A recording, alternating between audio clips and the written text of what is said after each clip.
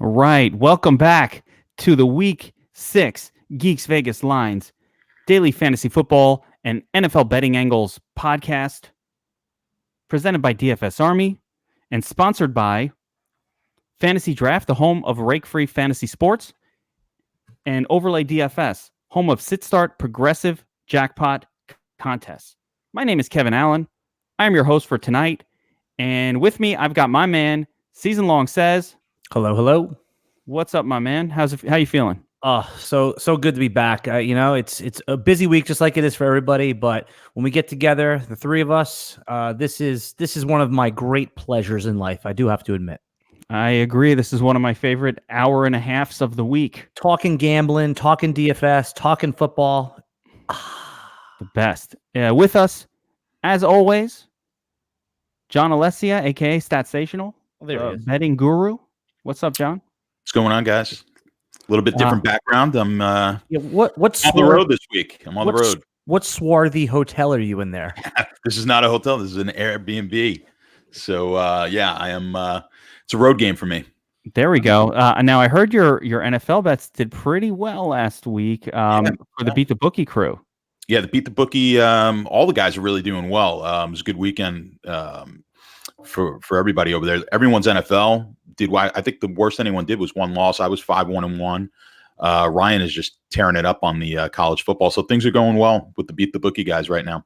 Love it, guys. And if you're out there watching, DFSArmy.com, go to Beat the Bookie and get signed up if you want to sports gamble. And if you like playing daily fantasy sports, go to DFSArmy.com and get signed up as a VIP. And if you do both, we'll give you a discount for the pair. So good stuff. Good stuff. I made one drunk bet last week. After a few Jack Daniels, and it paid off, but that usually never does. Like the foggy bets never paid off. But I want to brag a little bit, only because it did work out. Was it was suboptimal bet. This is gonna make John cringe, but it was a teaser bet, teasing up Green Bay and teasing up Denver Broncos to double-digit points, and it was so it came in. But those are ones that usually I'm like hating myself in the morning. Yeah, well, at least you teased it up, so I'm going to give you credit for that one. Right. On the teasers, just a quick note. I love teasing across the 3 and the 7. You'll hear me talk about this all year, and there's a ton of them this week.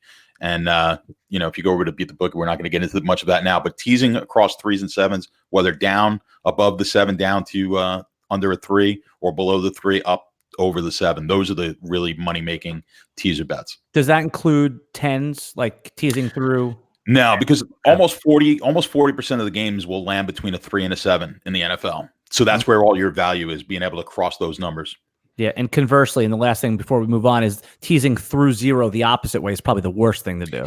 It's one of the worst. I know a couple of sharps who do it, and they've got their reasoning, and they'll only do it in certain situations, obviously. But on the whole, you should definitely avoid doing it unless you have some sort of information that says you should, because you're wasting a 0, and both ones are pretty useless. Games don't end there much at all. That's a good teaser into our prospective betting podcast that should be forthcoming in the next few weeks that we're putting together. Geek, let's start with the teams that we're not going to be using this week, no matter which slate you play. Right here, I put up on the screen the bye week teams: Buffalo, Chicago, Indy, and Oakland. They are off this week. Is there anyone that just from there that you're upset that you're not going to be able to use? No, those are a bunch of turd teams anyway. Like we're not missing out on any firepower this week in the main slate. Like sure, I like T.Y. Hilton, but I mean, we're really not missing any firepower this week. You're not missing any Mitch Trubisky. I'm missing my man Christian McCaffrey, who's playing in the morning. Well, there you go. There's a good for the single game slate. Let's start with the tea and crumpets game. This is the morning game in London. Carolina, quote, at Tampa Bay. Tampa Bay is getting a little bit of extra, is getting the 2 points. John, bring us through this one. Is there any way, do you avoid the London games? There's just some value here. Are these even teams? They're pretty even teams. I was noticing if you go to my sheet in the rankings, I've actually got the game dead even, but that I'm going to have to amend because it's a London game. It's automatically giving Tampa the home field, so I'm going to have to amend that. So my numbers are actually going to be really close to what the Vegas line is at 2.5. I'm going to probably be right about Carolina minus the 2.5 as well. The total, interestingly, though, has gone up from 46 to 47.5 now.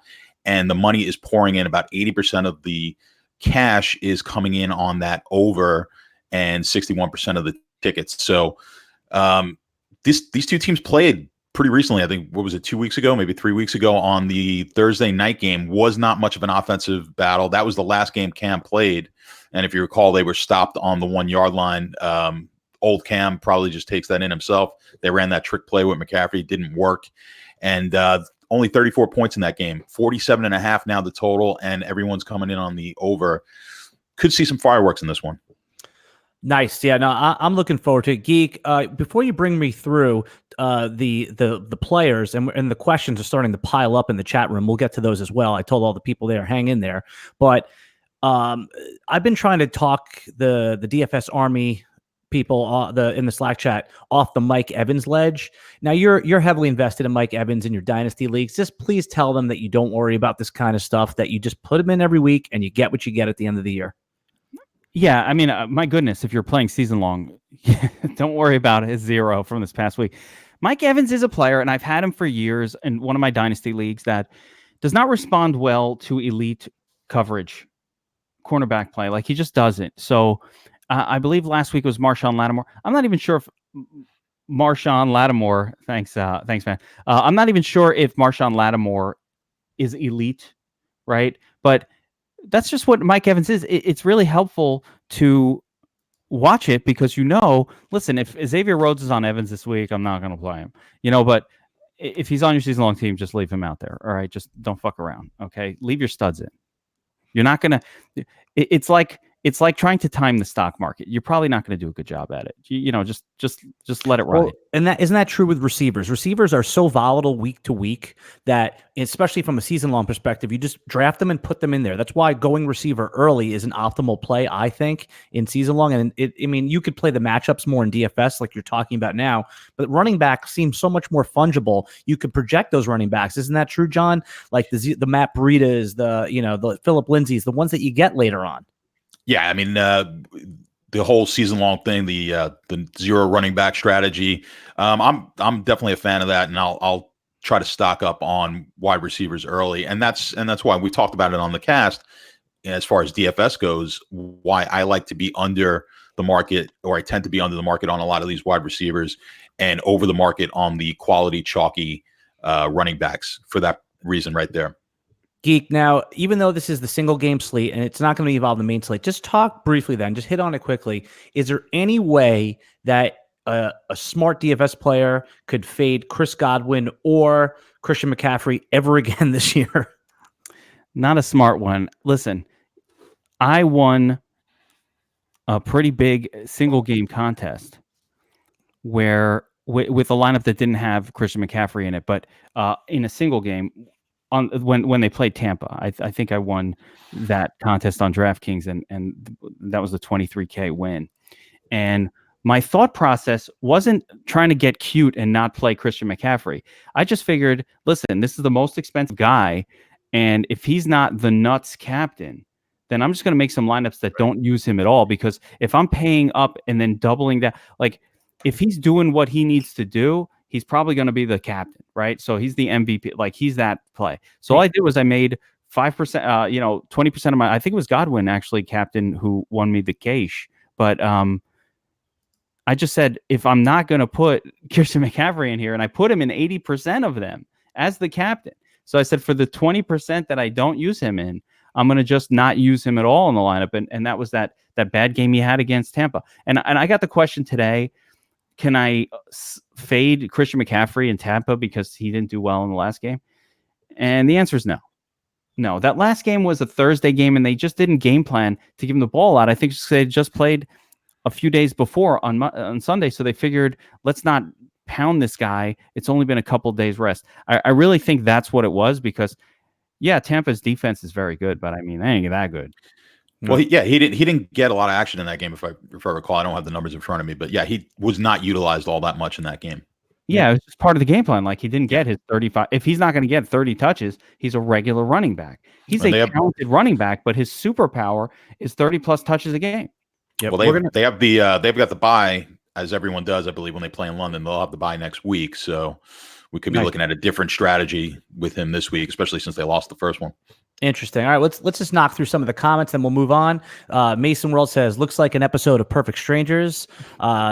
Good Morning America says, Army, hell yeah, stats are terrific. And then we have another one here. Hey guys, huge fans of the stream. Question, a lot of tight ends this week. I pay high price this week for tight end on DK and drop the price of QB or wide receiver. You want to handle that one real quick?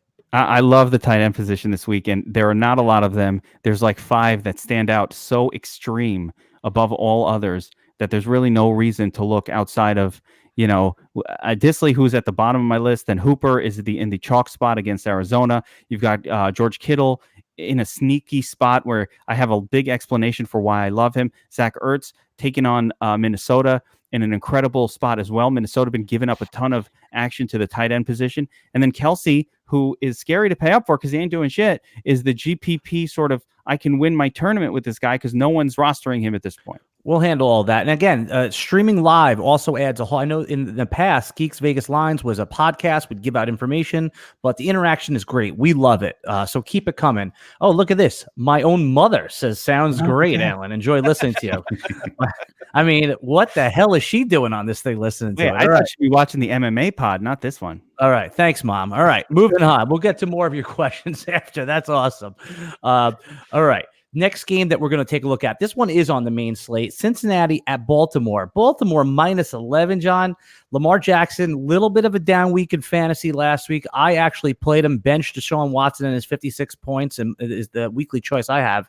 I'm a big fan of Auden Tate on Cincinnati. I think he's going to be a monster in the NFL. Talk to me about where the money's going. This is a very big line, bigger than I thought it would be.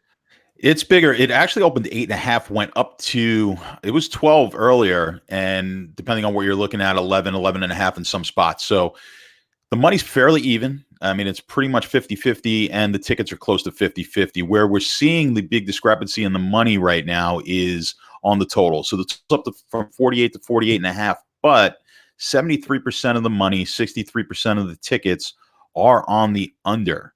So I don't know. This is an interesting one for me as far as from a DFS standpoint. We have these games every week where they could be really good, or it could be a total bust, and those are generally the GPP type of plays. I think we spoke about it last week with Arizona and Cincinnati, and here we have Cincinnati again. It potentially could be a good DFS game.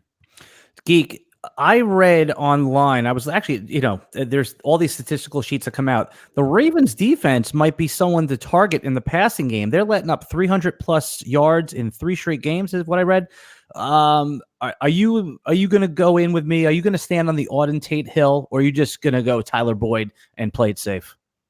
There's not that much reason to go on the Auden Tate hill this week because Tyler Boyd's price is coming down, especially on Fanduel, not DraftKings. On Fanduel, you can get Tyler Boyd for somewhere around 6,200, 6,300. Like, he's very cheap on Fanduel. So I like to clip coupons. I'm going to play him there. On DraftKings, he's still, I think, a bargain price at 6,300. Again, this matchup, you were correct. It's not one to fear with the Ravens just giving up tons and tons of points through the air. So there's nothing to fear here. I'm Auden Tate. The problem with Auden Tate is salary came up. He's 4,500 now. He didn't do a whole lot last week. He's getting 6 targets a game. I'm a little bit nervous about paying 4,500. He'll have a breakout. He'll have a big game at some point. But Tyler Boyd is more interesting on Fanduel, where he's super cheap and kind of like an incredible salary saver. And the guy is coming off of back-to-back weeks with monster performances, 31 points, 28 points. He's averaging 30 points a week the last 2 weeks. Put up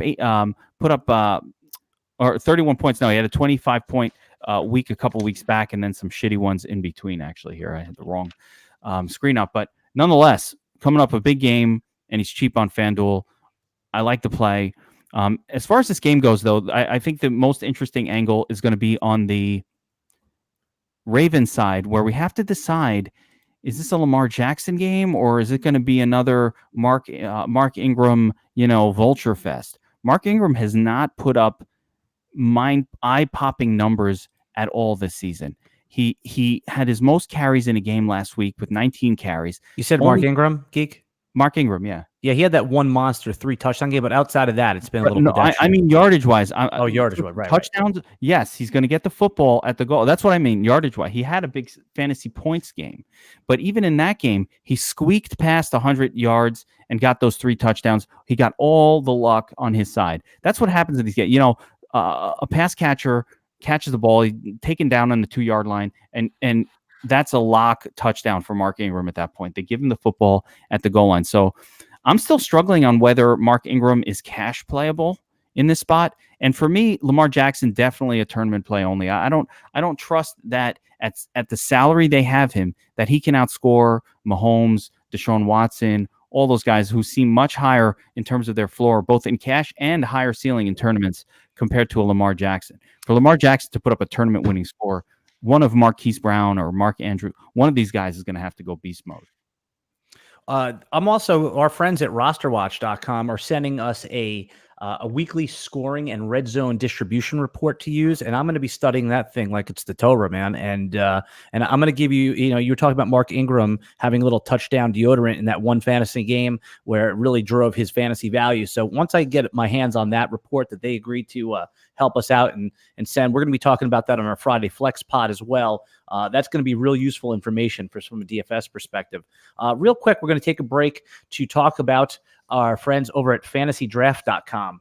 Fantasy Draft, the only rake-free daily fantasy site, brings the heat again with the $500,000 guaranteed rake-free contest. The Hooters main event, this is the largest and only rake-free contest of its kind you will find for week 6. And remember, only on Fantasy Draft are 100% of entry fees paid to the contest winners. Sign up for fantasydraft.com with referral code ARMY, that's ARMY, and you'll get a free 7-day trial membership. Geek, we do it every week. John, can you guys talk to me about how important rake-free is when you talk about daily fantasy? Rake-free is everything. We talked about this before. 15% of your money goes to the house. You have a site here that's willing to essentially accept like 2 or 3% rake instead of in the form of a subscription instead of 15%. So you're going to be much more profitable playing there. And oh, by the way, there are fewer sharks on that site. There are contests of all sizes. There's no reason everybody should be the first stop. You should go play on Fantasy Draft. That should be your first stop for DFS, just for the profitability long term. Yeah. John, have you been playing on fantasydraft.com? And if you can erase the rake, that seems like to a shark like yourself, that's got to be everything. Yeah, I'm enjoying these low rake, these or low rake or almost no rake advantage that you have here. If you play poker or you play any sort of gambling, there's a vig or a rake or juice that you pay, and the average gambler just doesn't even see it. They don't realize that they're paying it. Or they're happy to pay it as an entertainment sort of tax. As an entertainment tax, right? But if you're doing this and you're trying to make some money, not having to pay rake is going to just add to your bottom line. So I'm all for it. I like the fact that there's competition out there and there's new sites coming out with these new models. So I think everyone should be giving it a shot. Yeah, just from a gambling perspective, if there was no juice, if there was no rake, you could literally win just anything over 50% of your bets and be profitable. But now you have to win close to 53%, John, something like that. Almost 53%, just a little under 53% just to break even. So. Right. All right. So one of my favorite matchups of the week, moving on, is Seattle goes to Cleveland. Cleveland getting a point. Someone in our chat, in our comments, if you could hit on this, John, asked about the Seattle money line, if that was a smart bet. They were feeling about that. So talk about the game from a betting angle, and then if you could hit on the Seattle money line, is that something interesting to you? Sure.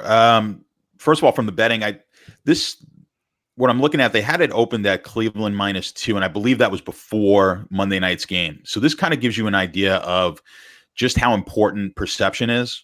So this is a team or a game where if Cleveland comes out and just plays halfway decently, they're in the game, even if they lose, field goal, touchdown, loss. It's probably they're probably 2-point favorite, 1.5, something like that. But because on national TV, they get absolutely destroyed and dismantled by San Francisco, who's probably a better team than people actually were giving them credit for coming into that game. We see now that Seattle on the road here is going to be the favorite. And where's the money coming in? No surprise. 73% of the money's coming in on Seattle, 82% of the tickets. So, yeah, I'm hesitant personally to be on the Seattle side here because I think it's a little bit of an overreaction, and you'll tend to get that, as I said, on these nationally televised games when a team looks really bad. And this Cleveland team has been up and down. When they've played solid defenses, they've looked awful. Where they've been pretty good offensively is when they faced subpar defenses. The Seattle defense is not the Seattle defense of a few years ago. This is not the Legion of Boom. So I'd be leery, but if you do like Seattle, it's probably worth just taking them on the with the spread and not the money line here. Right. Because at 1.5, they're gonna cover that game. The odds of them of the game landing on a 1 is pretty slim. So if you do like Seattle, I would just take it. And we just talked about juice. I'd rather lay the 110 at 1.5, and I don't have the money line in front of me right now, but yeah, I'd rather do that than actually lay extra juice here. But just on the total, it's up to 47.5, open to 46. So they're expecting some money coming in here. I'm sorry, they're expecting some points on this. But if we look at where the money is coming in, it's coming in on the under. So a bit of discrepancy there, and there's actually more tickets on the over. So it seems like the public is coming in on the over, but there's some pretty sharp money on the under. So yeah, interesting.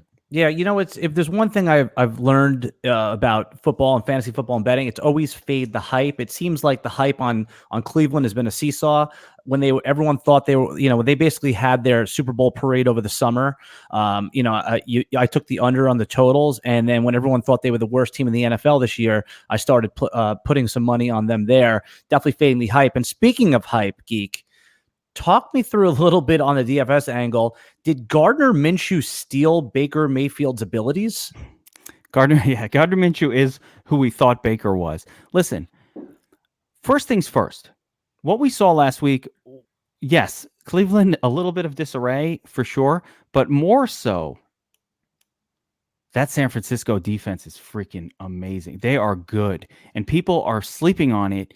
They are not getting lucky with these games. San Francisco is legit. They are a legit defense and running game combination, Chicago Bears style. I mean, they're for real. So, yes, John, I totally agree with you. Sometimes you see that game, and you're like, this fucking Cleveland team sucks. They're not that good, but they're not as bad as what they look like with Baker Mayfield putting up a 0. I just want to ask you something about that. John, do you think that a good bet, based on what Kevin just said, would be taking Cleveland to win the division at the current odds? I'd have to look at what the price is, but I mean, I'll just full disclosure. I have Cleveland under 9 wins this year, so that'll tell you what I thought about them going into the year. So I'm probably not going to like that, but I like the mindset, right? The whole buy low sort of mindset, and that's the way everyone should be thinking when doing any sort of betting. Am I buying this at the right time, or am I selling this when teams are peaking? And you need to think that and not jump into following what happened last week. Cool. Geek, on the Seattle side, Russell Wilson is probably the second best quarterback in the NFL. Is he a sneaky DFS? I know he's so volatile, but could you use him in this game and all the amazing Seattle skill players? Yeah, you could use him. It's not a cash play because these games are going to go a couple of different ways. You have to think about the game flow, right? And the same question comes up for Chris Carson. They're reverse. So number one is I don't want Russell Wilson and Chris Carson in the same lineup. One guy is prospering, the other guy probably isn't. So the game flow where Chris Carson prospers is where the field is right, and Cleveland really does fucking suck. They can't score for shit, and Seattle comes out, dominates defensively, runs the football 27 times in the game. Carson gets his 20 touches. He gets 3 more receptions, catches a touchdown or 2. That's the game flow where Carson does well. The game flow where Russell Wilson does well is where, hey, maybe the market wasn't as correct as we thought on how bad the Browns were or how great Seattle is. See, we know Seattle's not a great team defensively. So if the Browns come out and kind of surprise a little bit by being successful offensively, that's going to force Cleveland to sort of, or Seattle to abandon this idea of let's just pound the rock, 30 times, which we know is a fucking stupid and boring to watch. anyway kind of approach when you have the best quarterback or one of the 3 best quarterbacks in the league and you just want to pound the rock. It's like, dude, unleash the beast. So in that case, you could see, Wilson unleashed.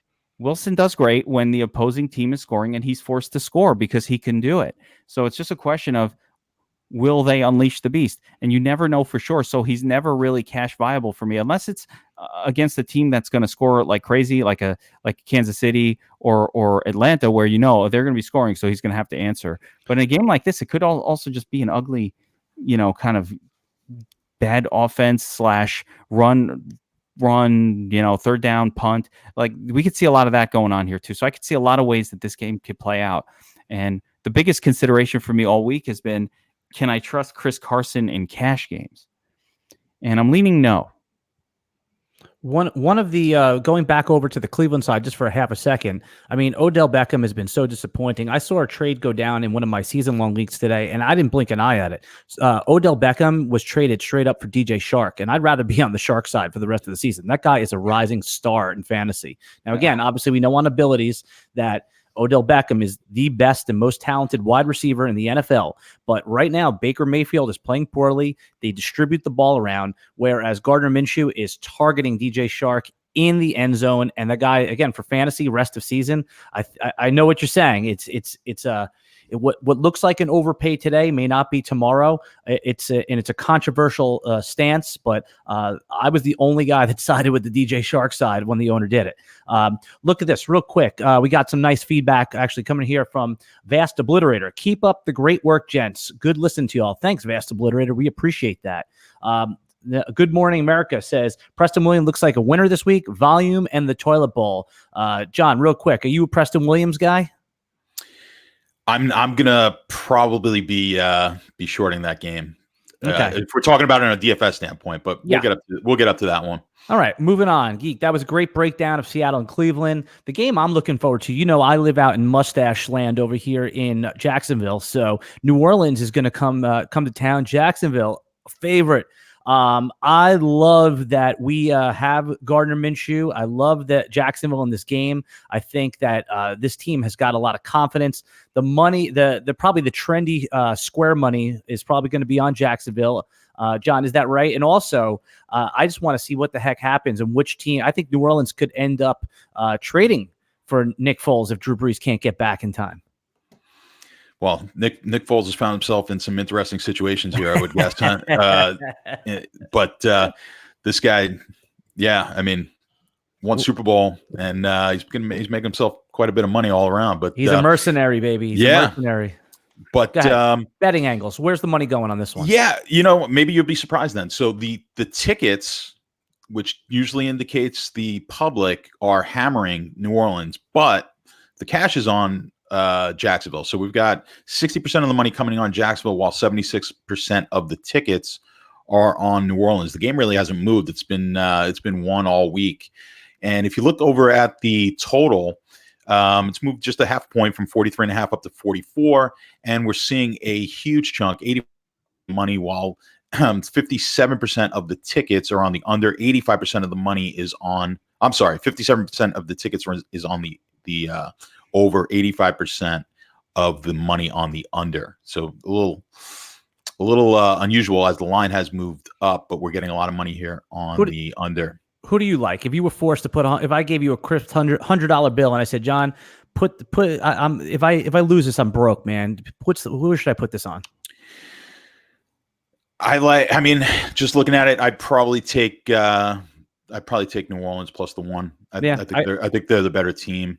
See, Geek, I told you I was on the square side on that one, which sometimes the square side is okay to be on. Squares win all the time. It's not a sharp side when I'm just picking it off the top of my head. I'm only sharp when I've got the computer to help me out. So let's put it that way.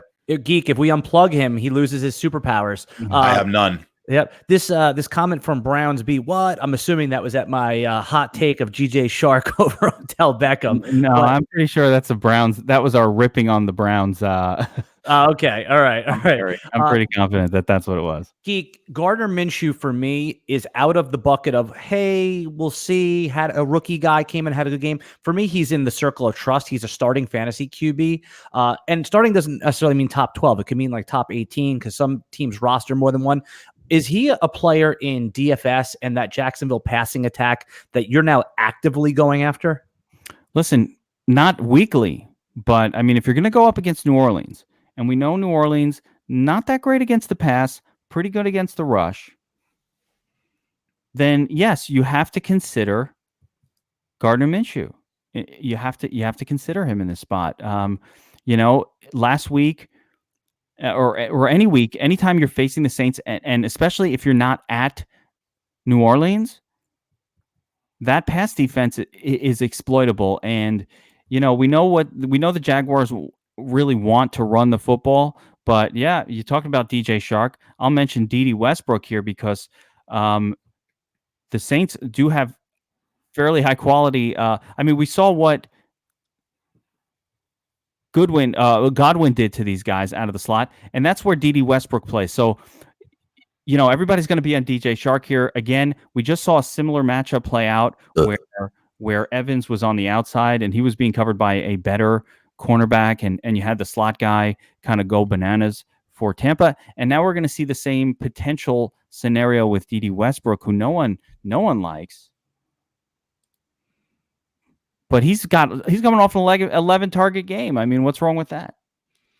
Yeah, Dede Westbrook was a preseason darling. He kind of faded off in the first couple of games. He's on a lot of waiver wires in season long. He's definitely a play in this game. And so, any other sneaky plays on this, or any? I mean, it's not sneaky. Listen, the plays here are quite obvious. We have to watch for the status of Jalen Ramsey. If he plays, you have to be a little bit concerned about Mike Thomas / God Thomas, because after last week's underprice and just explosion from him, a lot of people are going to want to jump back on that chalk, even though he's a lot more expensive this week.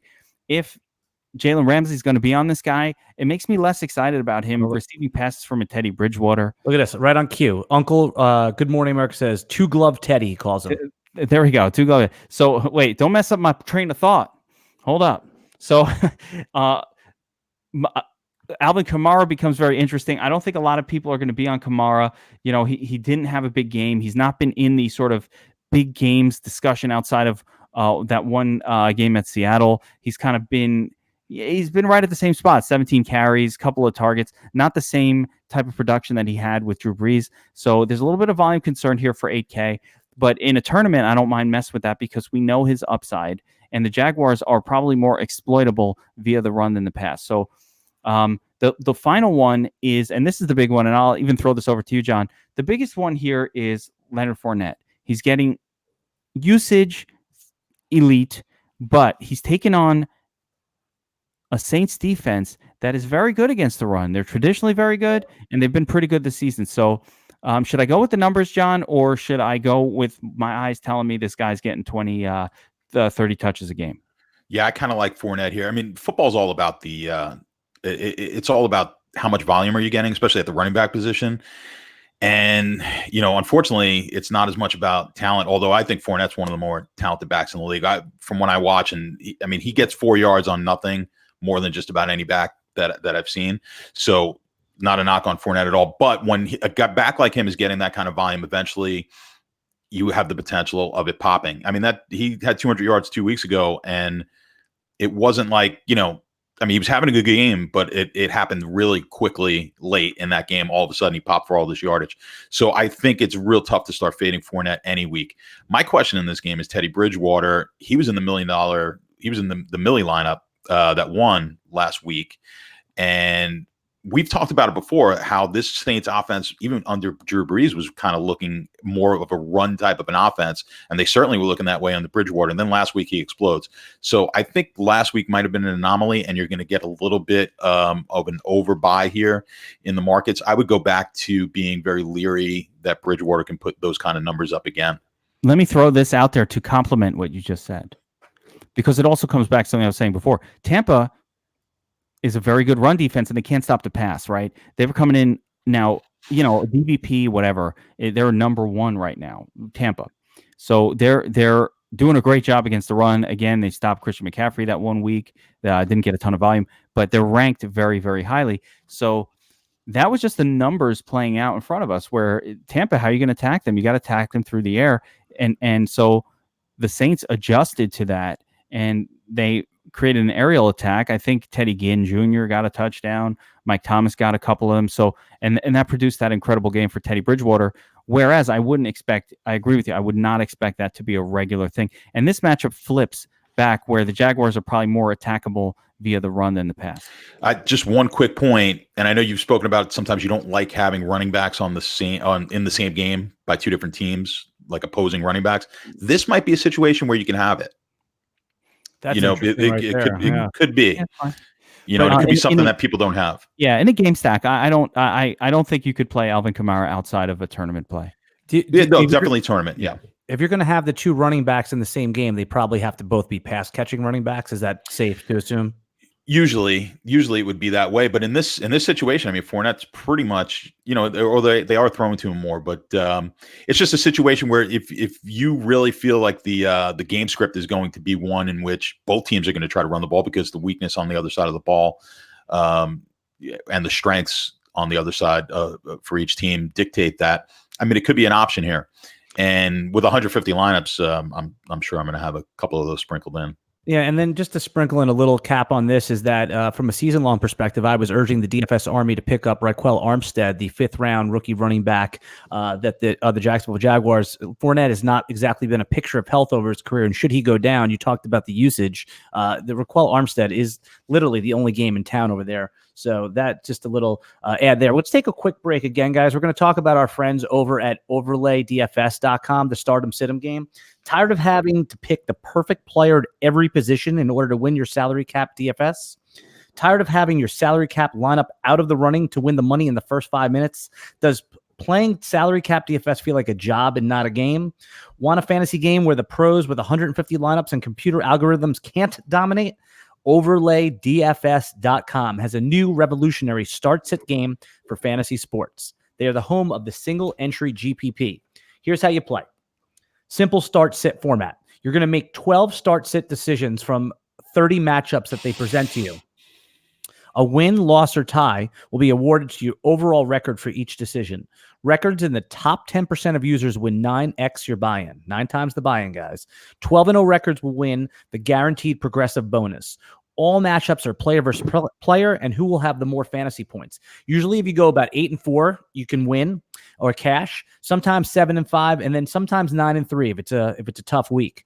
Make 12 picks in the matchups that are from the options that they list there. For example, this week they have a lot of awesome QB matchups. They have Mahomes versus Watson. They have Bridgewater versus Minshew. They have Lamar Jackson versus Russell Wilson. So, Geek, you've been playing this a little bit. You know me, I've been loving this game. It's so cool. You go in there, you pick your game, you pick your matchups. I know that the pros can't dominate me. It's literally, I'm just looking at the matchups. I'm looking at each team and how I think they'll do on that given day. Have you got John? Have you jumped in a little bit on? I've taken a look. Yeah, what's nice about it is if you're not frustrated enough about starting the wrong person in your season-long leagues, now you can give yourself another chance to throw things at the television. So I like it. Yeah, no, but there's actually people that are really good at start sit, and this game is for you. I'm bad at start sit because a lot of the calls are 50-50, but these seem like you have a definite advantage. Geek, what say you? Yeah, what I look for when I go through their list, they have about 20 comparisons. So the first thing I do is I just go through it and I look at just our projections for each one of those players. And I'm looking for where the projections are very different. I mean, it's not a difficult game to play if you really take your personal bias of seeing like Odell Beckham versus DJ Chark out of it and go, Odell. And then instead you just look at, oh, wait, this guy's projected higher. So the first thing I do is I look for where are the widest gaps in our projections. And if I can get 7 or 8 of those and I could feel pretty confident about them, I'm already feeling really good about the whole approach. And there's always, they don't give it to you where you can do 12 picks like that. There's always a few that are super close, but you can make a few variations. And I don't think it's that hard to get to top 10%. You can have a pretty good idea of what the field is going to do in a contest like that. So check it out, guys. Check it out. Okay. The other thing on that is, keep an eye on the Vegas props. And if you're not familiar with it, hit us up in the Slack, hit me up in the Slack chat, but look at the Vegas props and that'll give you a good idea. And you don't have to overthink a lot of them. Like Geek was just saying, you can have a solid 7 or 8 and then make some tougher decisions with the other ones. All right, cool. Let's buzz through a few of these comments before we move on. Buffo on the beat says, "Peace be with you all. Great to catch you guys live. You bet, man. Thanks for watching. Smash it." So, okay, we have, this is an interesting name. I'm not even going to attempt that one, but hello, Kevin. You got a friend of yours saying hello there, Kevin. Shalom. Shalom on this Yom Kippur. Good morning, America says 36 watching too. Okay, yeah, let's go, man. Let's watch. A lot of people catch us on the audio feed as well. The streaming live is a new feature, so we keep growing every week. I have the Minshew fever. You and me both, my friend. Welcome to Jacksonville. You're welcome here anytime. Everyone here is walking around with a 70s porn mustache. So, all right, they had that before Minshew. That's true. Good point. It just that has nothing to do with Minshew. That's a good point, man. That's a good point. All right. This has got to be a high over game. I didn't look at it yet, but Houston at KC -5 didn't look great last week, John. Geek, this was not a good week last week for our over 35.5 touchdowns from Mahomes bet. John's going to tell us exactly why Mahomes is about to go for 4 touchdowns here. Go ahead, John. You hope so, but I need so. Well, we got to hope he's healthy. I haven't seen, as you know, I've been traveling, so I haven't seen any word on it. He seems fine. He's okay. Yeah. He'll be and then is Tyreek Hill coming back is another factor too. That's a big one for me in season long. But yeah, the line right now is -5. It was 8.5 back probably on Sunday, and then with that game Sunday night, this line has now come down to -5. So perhaps a bit of an overreaction, but oddly enough, the money is coming in on Houston while most of the tickets are on Kansas City. So you don't, I don't know if that was necessarily expected, but it seems like there's sharp money coming in on Houston at 5. And that, I think that's one of those games where I think if you looked at it on the surface, if you were making your own line, I don't know if you did one in your head, you might have had a higher number. I think I may have put this closer to a touchdown. Kansas City at home with Houston, but here it is sitting at 5, and not that surprising maybe that there's some sharp action coming in here on the Houston side right now. Yeah, is it down to -4 now? Yeah, I'm seeing 4. Okay. Wow, that's a pretty significant drop. Kansas City at home, you don't see them at that price. In Houston, you know, we obviously they're coming off a big win, but they played a team that has been pretty disappointing all year. So that's an interesting one that I think we're gonna have to look at a little bit closer. But no surprise on the total. This one's 55. Always a big total in these Kansas City games, and the money is pouring in both ticket-wise and cash, both over 70% on the over side. So we're definitely expecting the fireworks in this one. Always going to be a DFS chalky game when it's Kansas City, and then when you add Houston in there, who hasn't really been able to stop anybody on the pass, this could be a big one. Yeah, Geek, before you get into the individual players, you're right. I just checked on our favorite site, our favorite gambling site. I have it at 4.5, so it's somewhere in there. It seems to be fluctuating. Geek, one of the start-sit decisions I have to make every week is Deshaun Watson versus Lamar Jackson, and I thought this has been completely painful because I've gotten it wrong every week. Talk about Deshaun Watson, that terrible offensive line, but yet he was able to give you 5 touchdowns. Start with that side of it, because I feel like that's the more interesting side before you get into KC. First of all, the recency bias is very strong in this game on both teams, which makes it exciting and fun. And it's a little bit fun to go against that recency bias in some ways. But yeah, I mean, Deshaun Watson, he's been crushing teams that are there to be crushed, that aren't the spectacular defensive teams that can score and that he needs to score against. And, you know, he's had a couple of tough games against quality defenses or lower scoring type teams. I would absolutely play Deshaun Watson here over Lamar Jackson. I don't think that's even a difficult decision for me. The game situation, the game flow potential, everything speaks much better to Deshaun Watson, and they don't have a running back. I mean, keep in mind, Lamar Jackson has a couple of guys that run the football. Deshaun Watson does not. He's the only guy that's involved with the touchdown scoring for the most part. Yes, I know about Carlos Hyde. Yes, I know, but Carlos Hyde fucking sucks. Okay, now, here's the thing.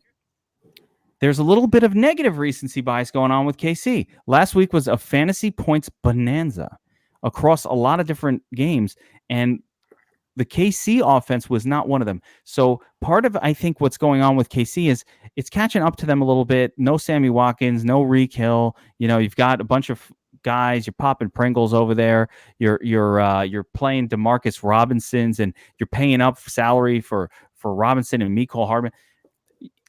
It's time to get back to normalcy at some point, but it might not be this week. Either way, I love Mahomes for a massive bounce back week here at home.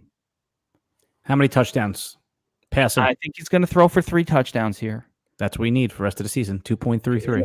Don't even worry about it. Because they're going to be 4 and 5 touchdowns. Once Reek comes back, you're going to be talking about a 5 touchdown game is going to be like a mediocre game. Did you see the stat going around Twitter about how Mahomes is? He's not good against man-to-man, but he's good against zone. So just play the man. You know what else I saw today? That he's a system quarterback. I saw some shit on fucking. No, that's ridiculous. I mean, he's a system quarterback, and Russell Wilson is the best quarterback. Get out of here. This is Pat the GOAT Mahomes. He is the best quarterback in the league. His accuracy is ridiculous. If you watch this guy play, you can't be saying these things. He had one mediocre game, and oh, by the way, in that mediocre game, he still put up 21 points. This was his worst possible game. Very high floor. Very high floor. The floor. I mean, he had the same shit against Detroit. He had his worst game, and he still got you 21 fantasy points. What more can you ask of the guy? When he throws for his 3 touchdowns, 21 becomes 35. It's not a big deal. He had a bad game. Now he's facing another team that can score. Don't fuck around. This is the game that you want exposure to on both sides. The hard part of the Chiefs, well, let me get into a couple things. We're going to take a little extra time with this game. It's the most important game of the week. So, let's take a second here. Damian Williams got a lot more carries than LaShawn McCoy last week. Not that there was a lot of running game action, but he got 9 carries, 4 targets. Shady, no carries, only 2 targets. What's going on?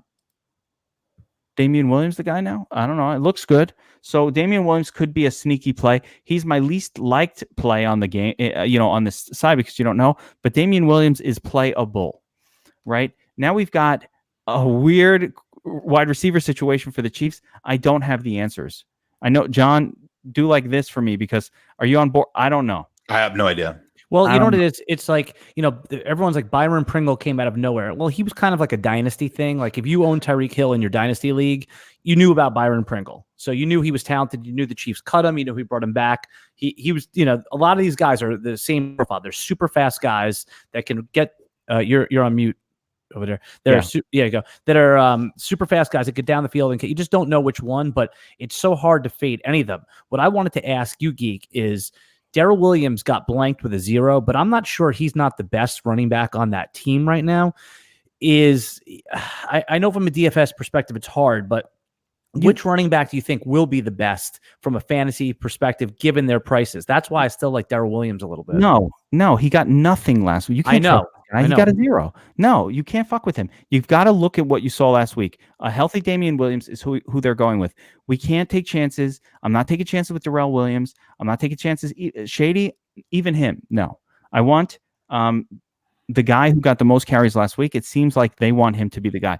We think long-term about, yes, I think Darrell might be the better talented guy or I don't care about that. This is daily fantasy. I only care about what's going to happen this week, and I can't trust a guy who got 0 carries unless the coach comes out and says I'm elevating him. Unless I hear something, I'm not getting cute there. On the flip side, so without knowing which of these Chiefs wide receivers is going to be the guy, and yes, it's a little fishy to play Lord Pringle, but without knowing, you can't play any of them in cash. So they all become these tournament options to mix in with Mahomes. You don't know. Hardman is going to be hard man. I don't like Sammy Watkins whenever he's gimpy. He never plays well. And we saw last week he screwed a lot of people in that primetime game. But he's been so bad since that week 1 explosion.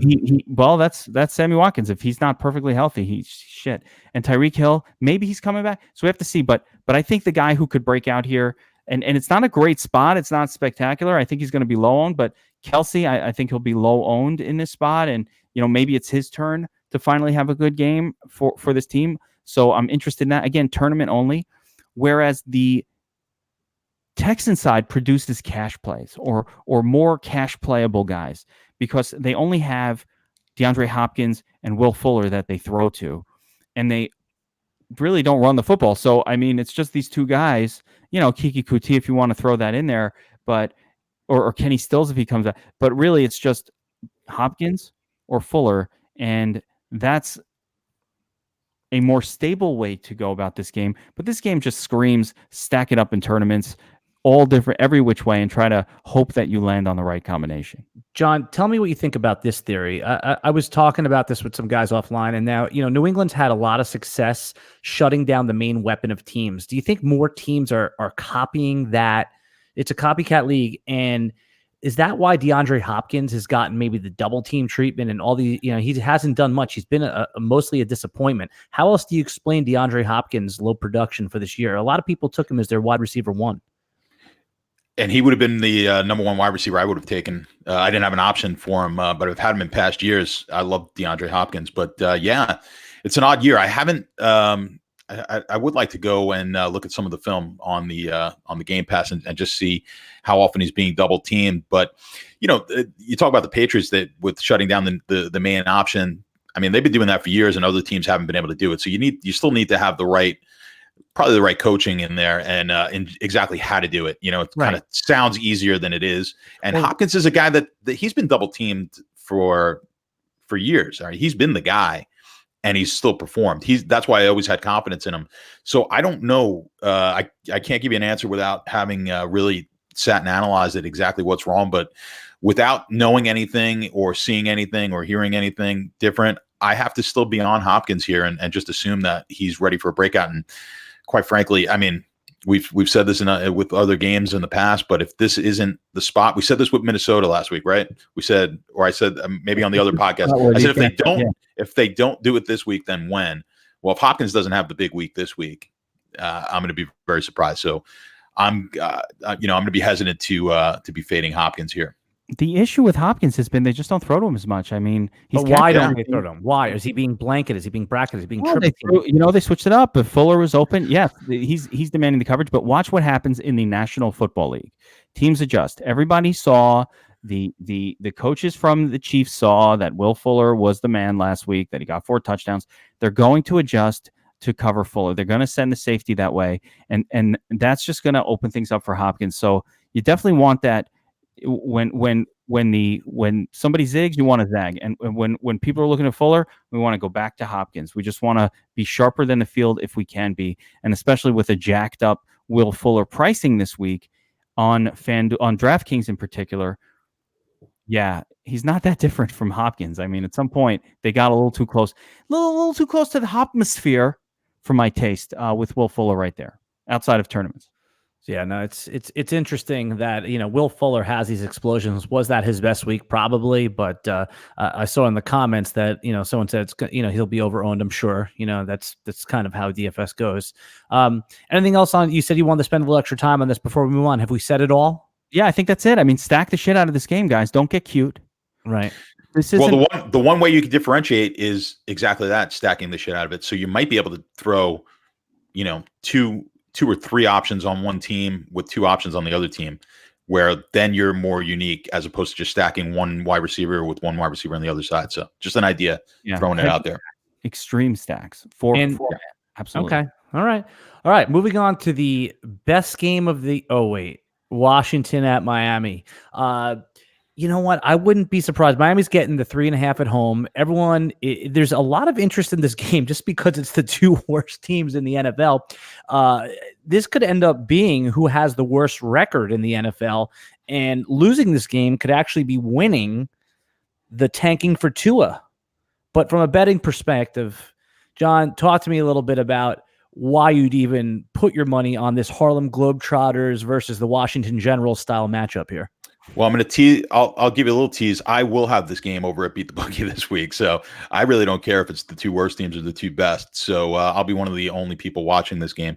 But right now the money's pretty even. It's coming in. The line's 3.5. It opened -6.5 down to -3.5, and slightly more money coming in on the Miami side. The total is not something that we're looking for generally in DFS. It's 41.5 up from 41. And you've got the money coming in kind of 50-50 split. I kind of look at this game. I've been thinking about this because last week I thought about this with the Cincinnati-Arizona game, where not quite maybe the two worst teams in the league, but Cincinnati's pretty darn close, and they neither one of those teams had looked all that impressive going into the game last week, and I was trying to go back and look to see some similar matchups in the last 10 years with this such poor offense and poor defense matchups, and see if these games tend to be low scoring. There was no definitive. They were like 6-4 on the overs, but the totals have been really low in these games, and you'll see it, and you see it here again in this game. It's a 41. I'm viewing this as these are like preseason games. So in the preseason, the totals are like 36 and 37, and you wonder, well, their backup defensive players playing also with backup offense. You've essentially got backups on both sides of the ball here, and it seems to me that in the preseason, if it works, where games are kind of low scoring, it's probably the same thing here. So when you've got inferior talent, somehow or another, the defenses seem to play better. So that's what I'll leave you with on that one. Yeah, now Geek, you're going to get into this, and I know that this is probably, there's not a ton of players. Somebody asked about Preston Williams earlier on. Josh Rosen, maybe off the bye week, he'll see a little juice. Case Keenum, as you alluded to earlier, off air, is going to be the starting quarterback. I think there's probably a little bit more than meets the eye here. Could this be one of those games where it's actually surprisingly good? And then our guy, Scary Terry, is back again as well. Yeah, I think this game is less terrible from a DFS perspective than I think the market perception might be. Listen, we don't want to go crazy. There are 55-point games on this slate, and 50 and 52. But, we need to find our bargain players from somewhere. And yeah, I mean, there's a couple interesting spots here. I mean, even gag me and make me vomit, Adrian Peterson. He's on the favored team here, and, we haven't seen him in a situation where his team wasn't getting smashed, but this season, but we've seen him last year on this Redskins team, and when his team wasn't getting smashed, they were handing it to Adrian Peterson quite a bit, and, he was doing fine. So Adrian Peterson carries some interest. Kenyon Drake seems to be securing the entire backfield for Miami right now. Kalen Ballage is rightfully being outed as the statue that he is. So Kenyon Drake is sort of getting a little more run. Again, do I expect him to score 2 touchdowns, have a massive game? No. But, I mean, for 4,400 on DraftKings, for example, on DraftKings, we need to find bargains more so than on Fanduel. And some of these guys stand out. I like that Case Keenum is playing. I like that it's Josh Rosen. I like that the defenses suck.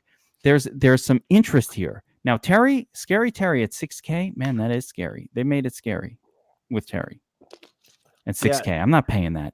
I'm sorry. I'm not paying that fucking price for this guy. But, yeah, Preston Williams, interesting, playable. I like all the disgusting plays. How is Devontae Parker? I mean, just no, or that's not a no. I mean, he's playable. Do you want to? I mean, if you like money, you probably don't play him that much, but he's playable. He's playable. Yeah, and then you were talking about the running backs in Miami. There's some talk that. And again, me, I always like the deep plays. There's some talk that Mark Walton's going to get a little bit more run. So he got a little run last week. Do you think Mark Walton's going to step up at 3K and be like a guy that's going to, should I pick him up in my dynasty league? Like that I'm in with you? I have total FOMO when I do DFS, so I just I'm one of those guys that I just want to get a Mark Walton lineup. I know that's like the complete wrong way to play, but I do have fun doing it, and then I hate myself once kickoff happens. So watch, keep rostering guys that get 7 touches a game, and then at running back, and then you'll start to feel like, you know what?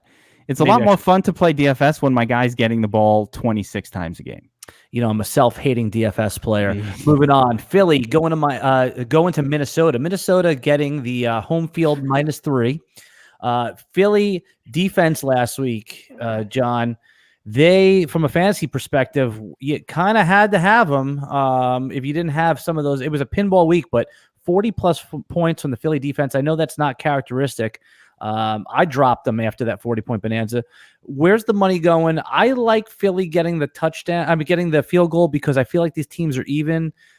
Tell me what the sharps and the squares are doing.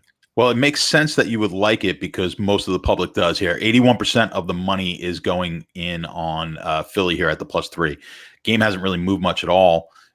Pretty much opened at the 3, and the tickets are coming in on Philly also. So no real, no real way to read this other than possibly both sharps and squares coming in on the same side here. So but it's actually curious. I didn't think it would be that high coming with Minnesota looking so good, but I guess both teams played the New York teams last week, and both New York teams aren't very good and both looked impressive. So, but I just thought maybe people were waiting for the Cousins breakout and they were going to start throwing the ball and people would be on them, but doesn't seem to have affected which way people want to bet here on this game. They kind of like Philly, but if we look at the total, it is 44, and the majority of the money here, 69% of it is coming in on the over, similar number there on the tickets. So everything's coming in Philly and the over.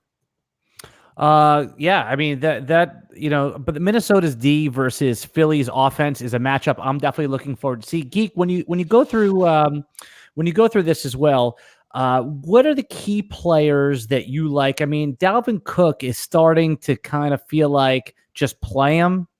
Especially he's not getting the respect. Is he priced up as one of the top 2 or 3 backs? I mean, is he in that category for you yet, or is he still like a tier below the must plays? I think mentally people might still have him a tier below the must plays, but that's an incorrect call.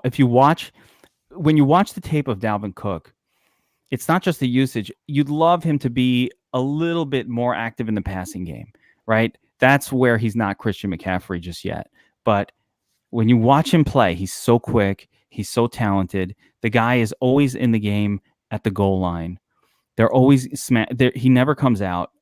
So, yes, would I like him to go from 5 or 6 targets a game to 8 or 10? Of course, but outside of that, yeah, this guy's a beast. He's an every week play, and it's a tricky one this week because you've got an Eagles team that I generally avoid running backs against. And normally, if this was a normal slate and there were 3 other choices at high end running back to go with, I'd probably just be like, Cook is not in the best spot here. But he's a slight home underdog. I mean, those are not things. Yeah, this is the Philly defense, which ranks extremely well against the run. Normally you avoid running backs against this team. So there's a few factors working against him, but I do think talent will win out here. And he's just so good. You can never really just not use him. So yes, he is that level. He's getting to the point where he's going to be in the conversation. And I believe next year he'll be in the conversation for, that number 2 overall running back right there with Barkley and Zeke next season. We're going to be talking about, should Cook be here? Maybe. So he's going to be in that conversation, assuming he doesn't get hurt this season. Now, this game. So Philly, very bad against the run, very good against the run, very bad against the pass. So once again, we have another possible Kirk Cousins sighting happening. And Kirk Cousins just strikes me as the type of quarterback that is streaky, where confidence probably helps him. A little swagger from last week's kind of pretty good game. That could help him here. He needs a little swagger. And Philly, that's right, Buffalo on the beat, has a very bad pass defense. So this is another spot where we can see another Thielen game. We could see possibly the return of the Diggs. Okay. See, I'm taking Diggs and I'm putting them on the side for fantasy, and I am selling for a ham sandwich at this point. Whatever I can get for him in my season long leagues. You're going back to him in DFS. I mean, why not? It's not that I don't like the talent; it's that I don't like the quarterback that they're paying $40 million a year to. I don't care. I just want him to get more targets. He's only getting 7 targets a game. Like 6, 5. We need this guy to get 8 to 10 targets, and he'll do just what Thielen did last week with 8 to 10 targets. The talent is there. He's not an untalented. He's a very talented pass catcher. So they need to throw more. And if that starts to happen, how does that happen? It happens when the opposing team is scoring on them. And they haven't seen that this year at Minnesota. If you think Philly is going to be in it, if they're favored. No, they're getting 3. Getting 3. Philly is still the underdog. Yeah. Oh, I should have looked at that before I started my rant. But nonetheless, it's a close game. It's Buffalo a 3-point spread. Anyway, he said Yeah. good point. Even though you said the wrong point, he said it's a good point. Yeah, well, It was a but good there we wrong go. point. Thank you. It was a good incorrect point. But nonetheless, a close game. If they're keeping it close, if this game is going high score, if they're forced to throw, Philly will throw a little bit. The Vikings will throw a little bit. And on the Eagles side, go ahead, John.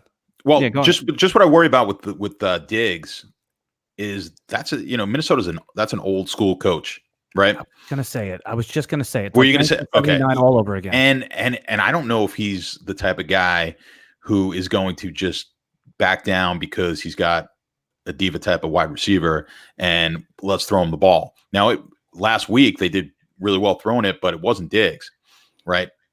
He seems to me as the type of coach who's going to say, "Listen, I'm not backing down here, and I'm not just giving in because you got a big mouth and you're crying." So it might be the flip. Yeah, it might be the flip of that. Well, wait, did they make him pay last week by giving Thielen that great game? Now, they didn't even throw to Thielen that much more. To be quite honest, Thielen just did a lot better with the passes that went his way.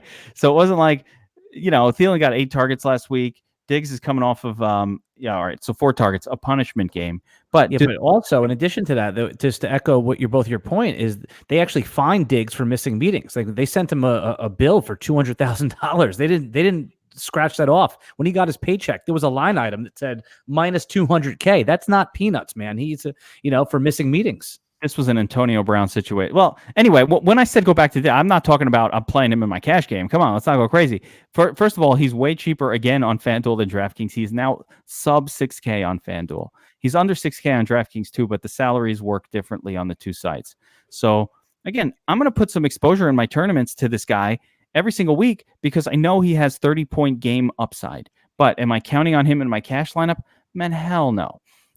But I don't like any of this passing offense ever in cash, but I do think Kirk Cousins is in play for tournaments. And I actually think this is one of the first weeks in a while that I'm kind of interested in playing Carson Wentz a little bit. Probably not going to go crazy with it, but the best way to attack this Vikings defense has been through Zach Ertz or has been through the tight end position. And that leads me to Zach Ertz. I was just going to ask you about him. I mean, I haven't heard you talk about him that much this year. I haven't been paying too much attention to him because I'm waiting for the Dallas Goedert breakout. But is Ertz playable? Where's he priced in DFS lately? He's priced now. It's really interesting where the pricing went. He's basically priced at the same spot as Kittle and Howard, who's been jacked up in salary, especially on Fanduel. They're all the same price point. OJ Howard?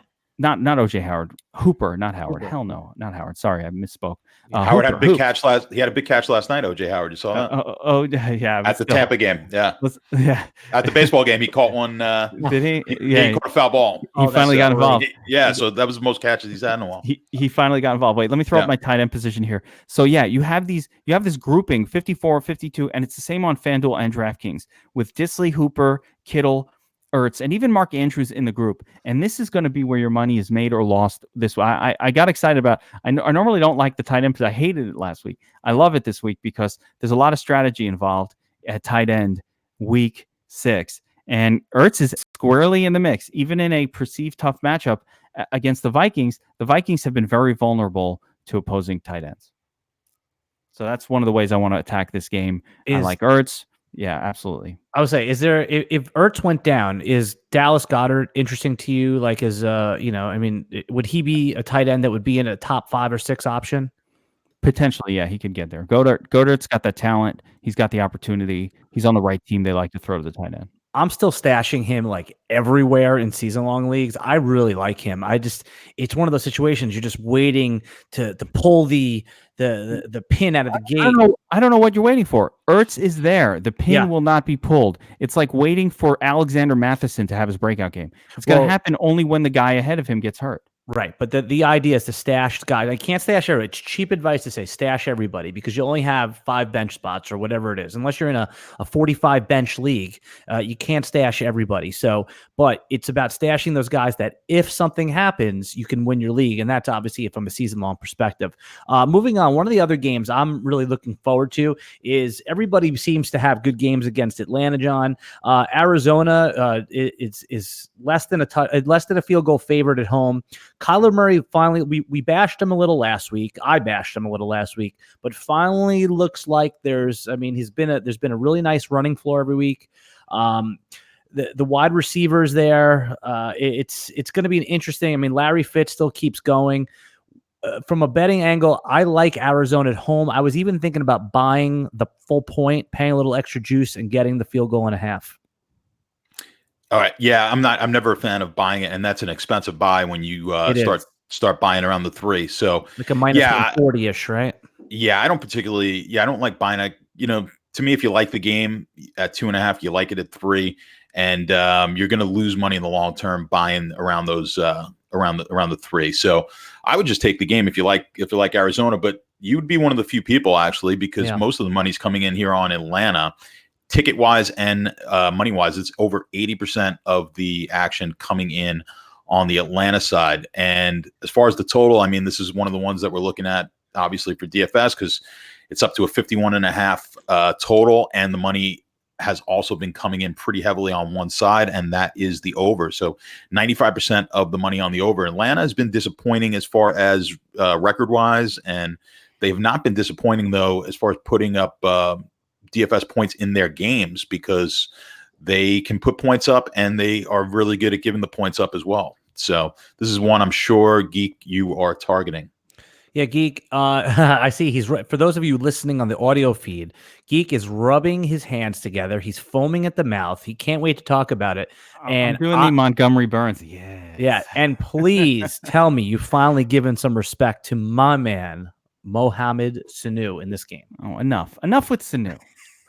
Enough. Tell us about the real stars in this game, Geek. I love this game. All we need from Kyler Murray is the ability to throw for a touchdown, and the fantasy points bonanza that will ensue will just be incredible. But I love this game, fast-paced. Neither team plays any kind of defense, and they don't even care about defense. This is like the Pro Bowl with a lack of defense going on here. They're just going to both be tossing and catching passes. Matt Ryan throwing for 300 yards a game every single game this season. Guy is putting up numbers, super consistent. Now he's going to get some extra opportunities to throw. Coming off the breakout game for Calvin Ridley last week, Sanu, they all did a little something. Julio Jones still kind of having his ups and downs week to week, but the other guys stepping up. Hooper in a smash spot. I mean, Austin Hooper, are you serious right now in the Arizona smash spot? So I don't know what the only difficulty. Neither team runs the football. The only thing that I'm having a difficult time with right now is like, how many of these pieces can I squeeze in a lineup for Atlanta? Like, I want them all. I can't. This is the Pringle. I can't eat just one. I can't eat just one. Hooper, Jones, Ridley, Sanu. Sanu is the least interesting, by the way. Fuck Sanu. You know why? He scored a touchdown last week. He still only got you, even with a touchdown and 5 receptions, he still only got you 15 fantasy points. Sanu just not getting any respect from the fantasy community. I'm sorry, Mohammed. He doesn't do enough. He needs the touchdown. Listen, 4,500, fine, Sanu, fine. But I'd rather have Calvin Ridley and his explosive upside. All the prices are up for these pieces. Now, on the flip side, for Arizona, the biggest question mark we have, because I love Larry Fitzgerald again, and it should be great, but Kyler Murray has not shown that he can throw a touchdown pass. And that's a problem, because I need my wide receivers to catch the tutties. And until Kyler Murray learns how to function in the red zone, we're going to have trouble. We're going to have trouble with playing these pass catchers for Arizona when they can't complete passes in the red zone. So that's my fear on that side. If you have to pick one Arizona receiver to play this week, that's not Larry Fitzgerald, who would you play? I mean, I don't know who's playing. Is Kirk even going to play? He's questionable right now. If he plays, I'm going back to Christian Kirk. I'm going back to Captain Kirk. Well, I guess really what I'm asking you is, because he's been getting a high target volume, low yardage, is Keyshawn Johnson, not the ex-Jet? No. Keyshawn is not playable. No.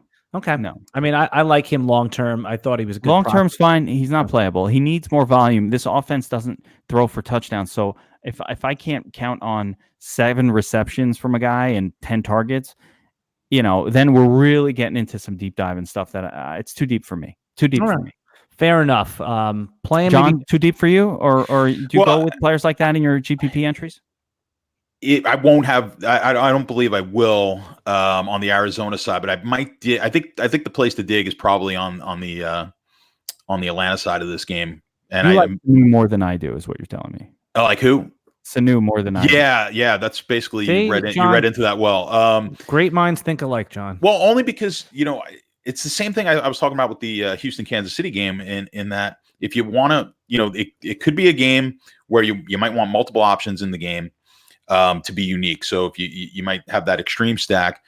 And another way that you get some uniqueness in your lineups is taking these high total games, but taking not necessarily the chalky Julio Jones pick or the guys who everyone are going to seem to have, and maybe dropping down and you get lucky in a GPP and a Sanu becomes the guy that week, or someone cheaper where you can use the cheap options with the Houston Kansas City game. Now here's a chance to have the 2 biggest games of the day and throw in some cheap options. And maybe it's the cheap guys. You have to just kind of the great thing, and what I love about GPPs is you could be creative. There's less thinking, I think, when it comes to the cash games where you kind of go, okay, we kind of know who the best plays are. When it comes to GPPs, be creative, and it's not just, hey, let me try to find the guy who's 0.5% owned this week who I think is going to be. You don't need that guy. You need to, when you look at the $1 million winner, how many times do you look at it and go, I could have come up with that lineup like that every time, every time. Yeah. And you really could, but obviously you got to get extremely lucky. But they're not taking, 9 out of 10 times it's not it's not Pringle in that lineup if he was in the main last week. Like, it wasn't that you needed to find Pringle and hope that Watkins got hurt. You don't think that much into it. You could still take the best game on the board and just drop down and take the 3rd best option maybe in that game. Yeah, that's good advice. One thing I think people don't realize, because there are different sports and different approaches, and we're playing showdowns and different things, is you don't need the nuts lineup to win an NFL tournament. No one hits the perfect lineup ever.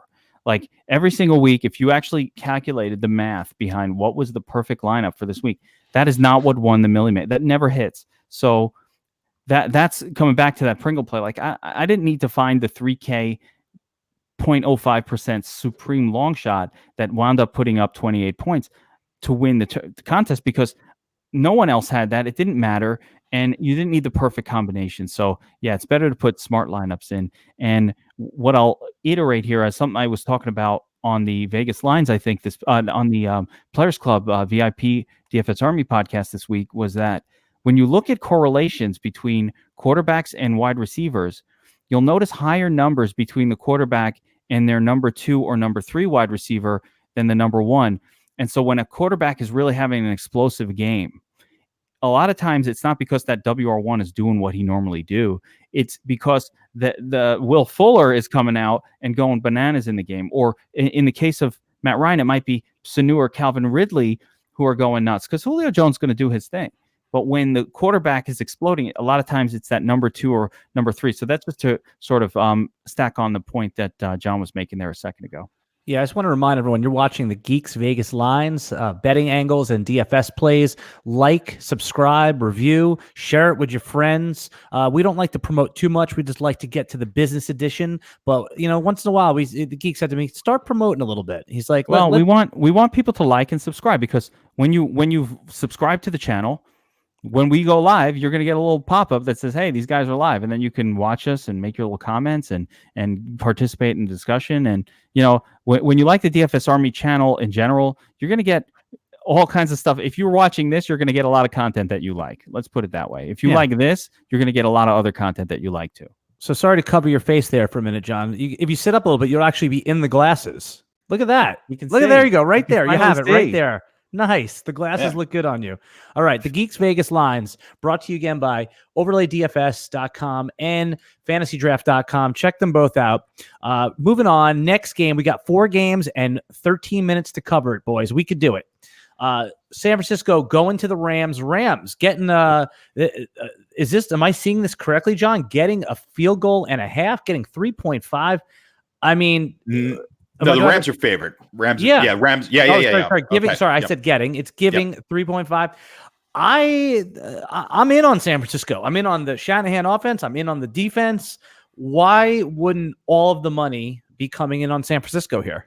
It's 50-50 right now. And when I'm trying to read the public here, I think the public is now on your side. But if you go back, I don't know, were you jumping all over San Francisco on Sunday before this Monday night game? Absolutely not. There you go. So that's kind of the feeling you get. Like that was one of my games. We had I think I was the only one with San Francisco over. I was the only one who had the game. We didn't. I took Cleveland. Wait, let me humble brag for John. I read your blurb on this game and you fucking nailed it. Like I don't want to read it now, but it was like the defense is better than expected. He was on when the line was -3. It was on it like it was moving in the opposite direction. Just nailed the blurb on this game all the way. It was awesome. But John, just before you continue, sometimes, like the public will seesaw like we did with Cleveland. But other times what I notice is there's a moment, there's a reveal. There's something that, we thought San Francisco was going to be good last year before the Jimmy G injury. And then the Jimmy G injury happened and they were bad again. So it took us a few games to get there. But if you get back into that mindset of the Jimmy G Shanahan team, and now with a souped up defense, a healthy Nick Bosa, I mean, it makes sense. So I'm not going to say, hey, I need to see it one more time because then it's too late. I want to say, hey, I know what I saw. Give me San Francisco. Yeah, I don't think you're wrong here. This is the first time they were mentioned on the broadcast. They haven't been 4-0 since 1990. And it's ironic to me because this is a team that almost looks like a team that should have been playing in that era with a fullback who now might have an MCL problem, and that could potentially hurt some of their running game. But I mean, who runs behind a fullback anymore? Nobody even carries a fullback on their roster. So, yeah, this is a unique team. I want to see a little bit more out of Jimmy G here. He's at times shaky. At times he looks really good. At times he's shaky. Their receivers were just awful. A couple of nice plays, but then a couple of just Pettis had that one right on his hands in walking into the end zone and missed it. Does Pettis just suck, by the way? Yeah, is he just a bad football player? I think he is. And the problem was I'm one of those guys who waits on quarterbacks in season long. And I wound up having Jimmy G in a few leagues because I waited.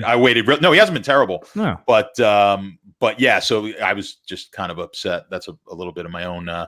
He should have had that last touchdown. But yeah, I just want to see more consistency out of him. But this running game is fantastic, and you're going to start to hear more about how good their front seven is.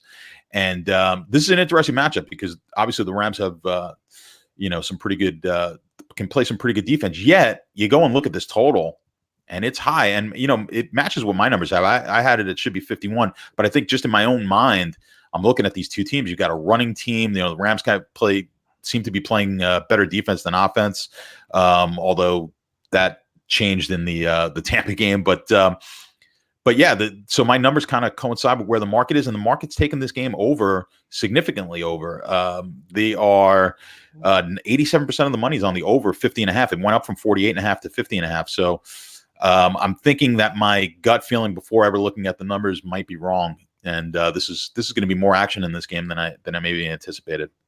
Geek, break this game down. Matt Breida, a lot of people were on him as a zero running. He was the if you went heavy wide receiver in your season long drafts and then have Matt Breida and Austin Eckler as your zero running back plays, you're killing it.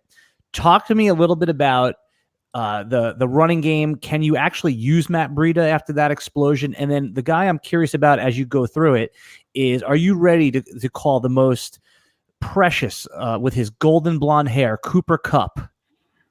Is he now a first round pick in fantasy next year? Well, let's start with the first, because we're going from team to team here. On the San Francisco side, this team wants to run the football. They want to run it bad. They did just lose the fullback Kyle Juszczyk. Kyle Juszczyk. By the way, that's the perfect last name for a fullback. Like, are you kidding me? That just sounds like a fullback name. Yeah. But they lost him. He's out for 6 weeks. So I'm interested to see, first of all, how this running game suffers. You watched Juszczyk just opening holes for. I mean, when you watch the game this past week, and it was a beautiful primetime game, we got to watch the whole thing, which is always nice, start to finish. You saw Juszczyk just out there clearing a path. So how does San Francisco adjust? Are they going to run a little bit less? Are they going to employ a slightly higher? I don't think so. I think these guys are going to try to do what they do, which they're going to try to run the football.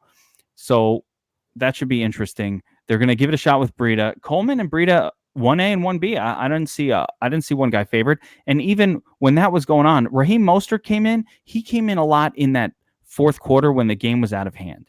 So I'm not going to take the fact that he had about a 30% snap share last week and make any kind of fuss over it. He came in the fourth quarter. It seems to be Breida and Coleman's team.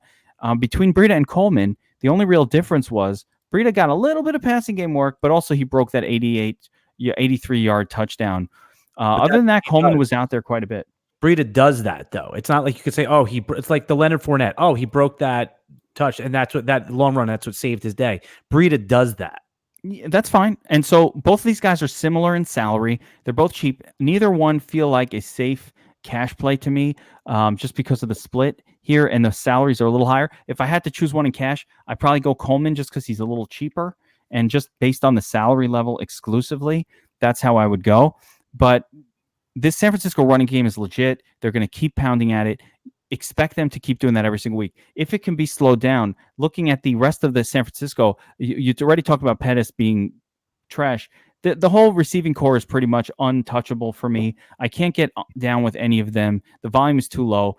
George Kittle, though, is very interesting here against a Rams team that is attackable via the tight end position. Kittle will be the most under the radar.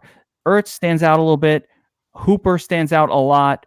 So Kittle is going to fall under the radar. Even Will Dissly will get usage at the same salary level. Kittle stands out the most to me. I'm going to go overweight on him.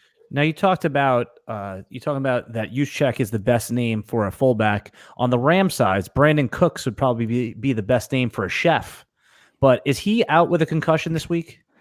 Right now, he looks like he's going to be out, which concussions clear up. It leads me to a question. In the most desperate of punt plays is Josh Reynolds, who a player that we both liked, and he's a dynasty darling. Could we put him in there as that third wide receiver, maybe in PPR leagues? Yes. You can play him if you need to. Reynolds is out there even in 4 wide receiver sets. So, he had a long stretch of being the starter for this Rams team last season. He did fine. He's not a stud, but at 3K, and now listen, if you're desperate on your season-long team, okay, that's fine. At 3K, hell yeah. Now it's also noteworthy that Bobby Woods' salary has dropped to precipitous levels here. It's 5,600 on Fanduel and not much higher on Draftkings. And let me get the Fanduel numbers, because we're just unfairly ignoring the Fanduel salaries a lot of the time. It's not really fair that we do that. There's no. It's funny. You guys always talk Draftkings. I like Fanduel. I love them all, but Fanduel, I like. You know what it is? Because you get the running backs seem to matter there, and not just from a pure runner standpoint. Now I love PPR leagues, which is the irony of the whole thing. But I don't know. It just Fanduel. I feel like it equalizes. The half PPR does equalize that game a little bit more. Fanduel is designed to be less sharp, to be an easier game for a casual fan. And that's me. I'm a casual DFS guy. I encourage it. I think Fanduel is an easier game from a mental perspective, because you could pretty much wipe out all of these fucking turds that we're always messing around with, that you're on DraftKings. We're always looking for that Kiki Kuti $3,500 salary saver. I mean, that's a big part of your day when you're thinking about DraftKings. It's more to think about. Whereas on Fanduel, you're like, no, I need touchdown scores. I don't want these scrubs on my team. I don't care. So I'm not going to take the min salary wide receiver. No. So it's just that we're hunting for touchdowns on Fanduel is what it comes down to. DraftKings has these scoring systems, kind of like modern fantasy leagues, where it's 100 yards, it's PPR, it's bonuses. You don't get that on Fanduel. But Woods is 7,100. So to understand the contrast, Woods is 7,100 on Fanduel. He's only 5,600 on DraftKings. That's significantly relatively cheaper. And if I went through all the players that Cooks, like Woods is above, it will be even more dramatic to say, wow, this is backwards, right?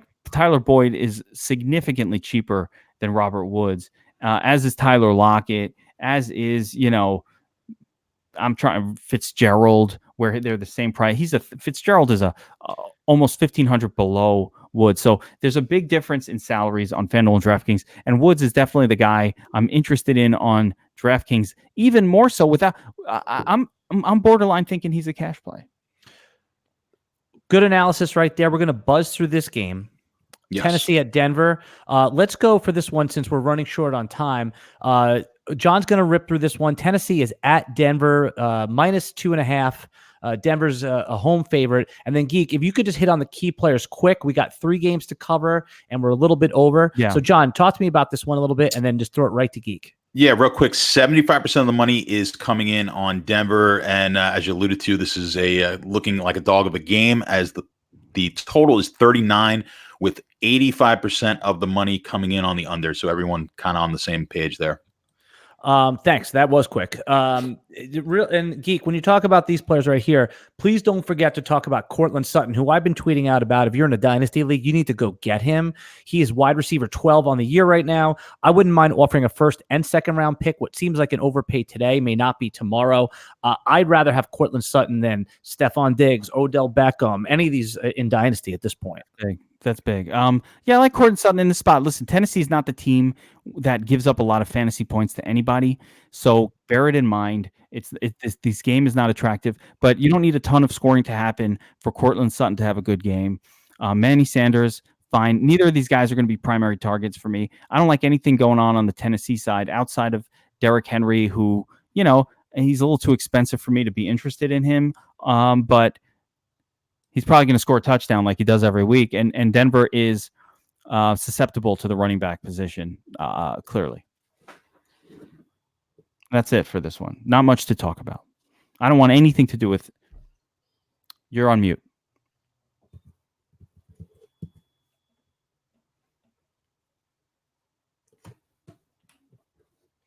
Are you hearing him? Because I'm not.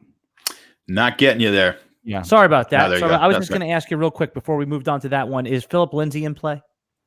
Yeah, he's always in play. I'm nervous to play him because he's splitting carries with Devonta Freeman, with Royce Freeman. So yeah, he's always in play. He's a nice play. But again, Tennessee is you want to avoid players against Tennessee.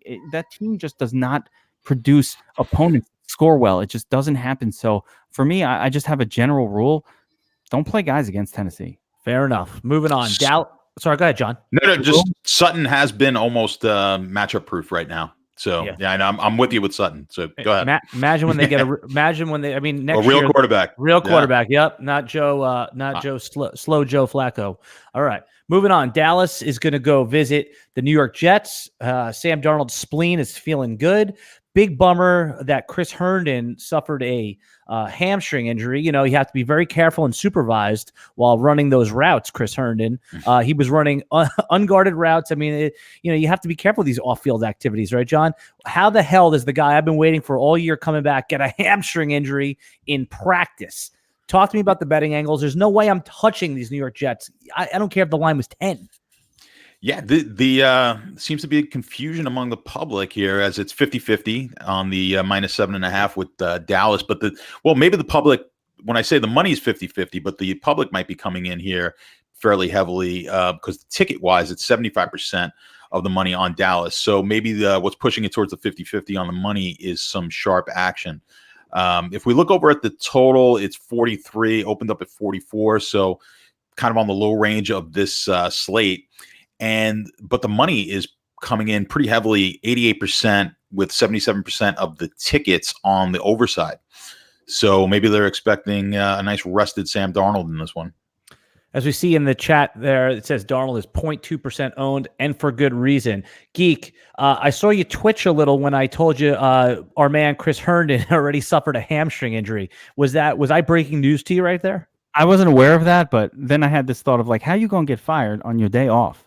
Pretty much. Yeah. What movie is that from again? That's from Friday. Come on. Yes, Come on. that's right. Yes. Yeah. Come on. It was called. The thing I really want to know about this game is I'm buying on the Jets skill players, obviously not from a betting angle, but I saw an interesting trade go down in a season-long league. Austin Eckler for Le'Veon Bell, and I think I'd rather be on the Bell side of that. Hell yeah. What? Who made what? I mean, Austin Eckler is RB2 on the year. He seems insulated with his pass catching. It's an interesting trade. Well done on whoever got Le'Veon Bell. Listen, Le'Veon Bell is out there every single play. I want to explain this again, and I think we might have been talking about this off air. This is a guy who, with Luke Falk as the quarterback, has put up 16, 21, 12 points, 18 touches, 15, and that was against New England, the bad game. Against Philly, who no one can run on, he puts up 16 points. He's getting 20 plus touches a game. He's had touch games as high as 30. Are you kidding me? He's out there every single play. I like this guy. I like him in this spot. I like him for the rest of the season. He's Le'Veon Bell. He's going to have a good game this week. They throw to him. If they're behind, they throw to him. If they're ahead, they run it with him. He's getting 9 targets, 10 targets. These numbers are ridiculous. So, no, don't be scared of Le'Veon Bell. And one second. If you knew Melvin Gordon was traded away and Eckler was the guy, who would you rather? That's not the case. Well, I'm asking. I just want to know: would you want Eckler then? An Eckler alone? Yes, probably, because that offense produces points to the running back position better than other offenses do. So even with fewer touches, he'll do better. But I mean, you want to give me Le'Veon Bell, a talented player with 25 touches a game for 6,400? I don't understand the salary. Yeah, I get it with Luke Falk, but Sam Darnold. So the question is, and I don't know this, is Sam Darnold going to come back and be complete trash, rusty? Or is he going to be, Sam Darnold, a decent young quarterback that makes mistakes, but has a good arm and can throw the football? He's been practicing for 2 weeks. He practiced last week. They said he's looked good in practice from everything I've read from on Twitter from the beat writers, and that it was just a question of waiting to get cleared. John, you said you're a Cowboys fan, right? You're not a Jets fan. I am not a Jets fan. Yeah, I'm a Cowboys fan. Right. Yes. He's one of the displaced Cowboys fans. Yes. I got it. One of those New York Cowboy fans. Yep. Geek, Michael Gallup. He was dropped in some leagues, picked up. I mean, he's a star. I mean, he's an absolute star. And as we've seen, Dallas can certainly serve 2 star wide receivers from a fantasy perspective. Can you stack this part of the game? Would you do an Amari Cooper, Gallup, Zeke, and Dak stack? Is that possible? No, that's too much. But I don't mind Dak and Gallup. I don't mind Dak and Cooper. If you needed a Dak, Cooper, Gallup stack, you don't want to have Zeke in that one with you. I mean, at some point, there's not enough to go around. Okay, that's fair. One or the other with the wide receivers for this side. And by the way, I don't hate Robbie Anderson or Jameson Crowder here at all. If Jameson Crowder's on my bench in my PPR league, I am lifting him off the bench and placing him into the starting lineup. And the same with Robbie Anderson. Like, this is when you bring them back. It's time to play these guys. Dallas, fine against the pass, whatever, but they're so, for the DFS purposes, they're so cheap this week that I don't need a whole lot out of Jameson Crowder or Robbie Anderson at 4K on DraftKings. Again, I mentioned DraftKings because there are more DraftKings plays for me than Fanduel. On Fanduel, I might only be interested in Robbie Anderson because I want a touchdown scorer, and that's not what Crowder is. And also, Crowder's outlook is increased and more positive by the fact that Herndon is not playing. So that was another reason why you made me twitch, because the Gase offense has a guy cutting up the middle. We all remember Jarvis Landry from his days with Miami and how he was this guy who would get 10 targets, 12 targets every single game, but never do much with them. That is Jamison Crowder for the Jets. He's playing that exact role. Just one quick note. If you guys are looking at my power rankings, just keep in mind those Jet numbers are based on what they've done this year, and that is a lot without Darnold. So expect that to be a little bit of a bump up. So in case it's scaring you, those are what they've done this year. So they'll be better than those numbers show. Without thinking about it too hard, John, what percentage would you bump those numbers up? Is it 10%, 20%? It could be a 20% bump up at least. It's still not looking very good. It's probably even more than that, actually. I mean they're just showing so awful. Luke Falk was one of the worst quarterbacks I've ever seen. He was the third. Well, he's the third string. I mean, Trevor Siemian came in and he didn't look very evolved. So no, I mean that's what I'm saying. Like Luke Falk was not ready for the game. Siemian, yes, didn't look evolved. What are you, a school teacher joke? I don't even. No. I'm pretty. What did I don't Simeon even get it. Did Simeon didn't look evolved as a quarterback? No, I don't know what you're saying, man. You've lost me. This was like trying to do a Harry Potter joke on this podcast last week, and it wasn't a joke. You got a lot of hate. I got so much hate mail for you on the Harry Potter thing, and then the other side of it was they loved you. There was no one that had no opinion on that. Everyone either hated or they either sided with me and John or they sided with you. Guys, moving on. Harry Potter is polarizing. Yeah, Harry Potter is polarizing. My kids won't watch Harry Potter now because they think like nerdy kids are into Harry Potter. Well, obviously, apparently, the geek. I'm like, what? Guys, let's finish strong here. We're up against the clock, big time. Pittsburgh with their third string quarterback going into the LA Chargers, who don't really have a home field advantage, but they're still getting the touchdown, John. Touchdown. Given the touch, touchdown favored here. Obviously with the third string quarterback.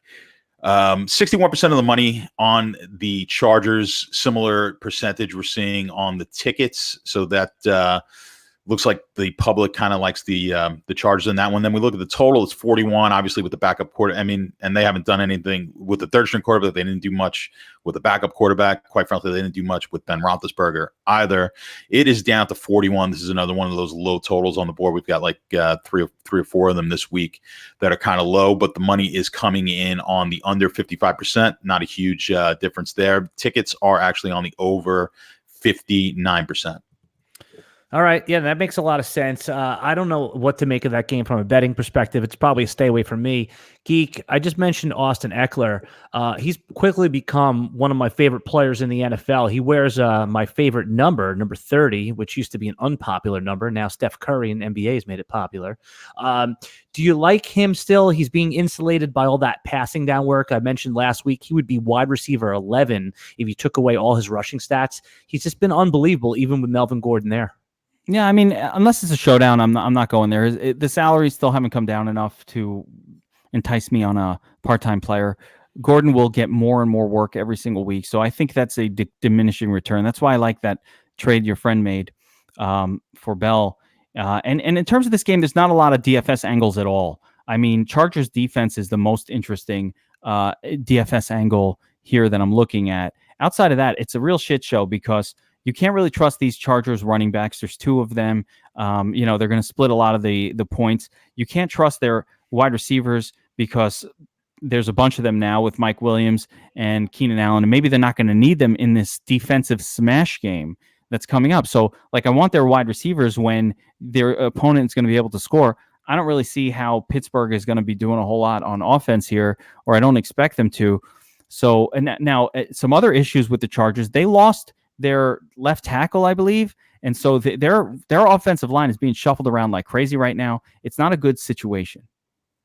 And I think it's a situation to avoid. If I'm in some sort of a contest that includes that game, like on fantasy draft, for example, that is not a game I'm going to be pulling players from. I will have nothing going in the nightcap. I will have no late night hammer. How about except for Chargers defense, maybe. And then Connor. I mean, Connor's got the work to himself. Jalen Samuels might be out for the year, if not for an extended amount of time. I mean, this is why you drafted Connor in the first round. You were disappointed. Now he has it. It's his. I mean, they're not going to give it to your favorite player, Benny Snell over there. Benny Snail. That's you know what? Let's write that one down. Coin it, put it in, just like what did we have last week? It was with run TMC for catch TMC for Terry McLaurin. I thought the douche. What was it? The douche chills. The douche chills was the coin last week. That was the one we got a lot of feedback on. They love like douche chills. Yeah. All right. So, but you're not touching Connor either. No, because his team's going to lose and get smoked. So I don't want the running back from a losing team. All right, fair enough. Guys, this was unbelievable again. I enjoy talking to you every week. Statsational, John Alessia, taught us where can they find you at Twitter? It's at Statsational? At Statsational. I think it says it right over there. I think I spelled it correctly. Okay, and also at it Beat the Bookie? Beat the Bookie, yeah. Come over and join up, sign up over there. And you get to talk to not just me, but the other coaches that we have over there. We've got a bunch of different models. Each coach has different models on different sports and crushing it right now. So good time to jump in. How do they do that? How do they find Beat the Bookie? Is it DFS? How you? Over on the go ahead, Geek. Go to dfsarmy.com, click on the Beat the Bookie tab in the main menu bar, and it'll take you over to membership pricing, and you could sign up for Beat the Bookie. I don't understand. You want to talk to John in person and chat with him. You want to talk to 3 other really, really sharp sports gamblers. You want to have access to the models that they use and that show EV and show, win percentages, our win percentage, Vegas, handicapping model. This is really great stuff. If you're going to bet on sports and you're doing it without, I don't know, one bet pays for the membership. And these guys, 5-1 last weekend. That's just John. The other guys are going 5. The site is great. Obviously, no one gets every bet right every single day. I was just going to say, Geek, that John's not going to tell you which is the right side. He's going to make you a better.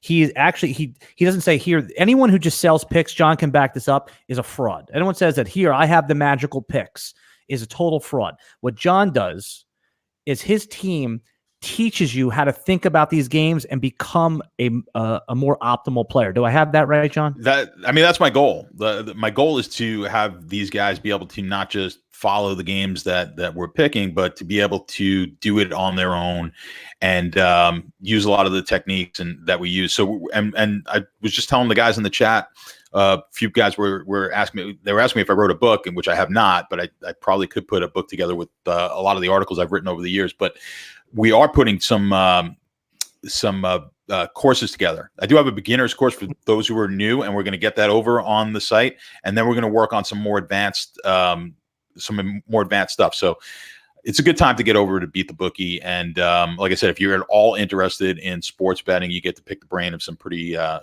sharp guys over there. Excellent. All right, Geek at Fantasy Football Geek. That's where they find at FF Geek, at F Football Geek on Twitter. At F Football Geek. You see it right there. I put it up on the screen. Tweet at him. Ask him all your questions. You know what? Wait till about 10 minutes before lineup lock and then flood him with questions. He loves that. You'll get lots of answers for me the hour before lock. Good luck with that. But the other thing is, if you want to ask me a question, if you want to learn how I play daily fantasy sports, and I'm open like a book, as you guys see in these podcasts, get signed up as dfsarmy.com VIP subscriber. And I'm going to do a special thing for today in honor of Bobby Wow, who, after taking down the $1 million 2 weeks ago, literally owned a tournament last night where he came in 1st, 2nd, 3rd, 4th, 5th, and 6th place, which is becoming a legend. Quickly becoming a legend. Is a legend at this point. Unheard of. So in honor of Bobby Wow, we set up a Bobby Wow promo code for DFS Army where you can get 20% off your monthly VIP subscription. So from $49.99 down to $39.99 with promo code BobbyWow, BOBBYWOW. Do that. Learn. If you like daily fantasy sports, get in there. If you like sports gambling, just go to Beat the Bookie. We've got a team for you. We're going to teach it. It's where Joe's bet like pros. Yep, love that. And me, I'm at Alan Seslowski. Season Long Says. You can get me in the Slack chat. You can get me on Twitter. I try to answer all of your questions. Till next time, guys. We'll do Vegas, our Geeks Vegas lines on Wednesdays, it looks like, from now on. And we'll see you next time. Have a great week. May all your ACLs stay healthy.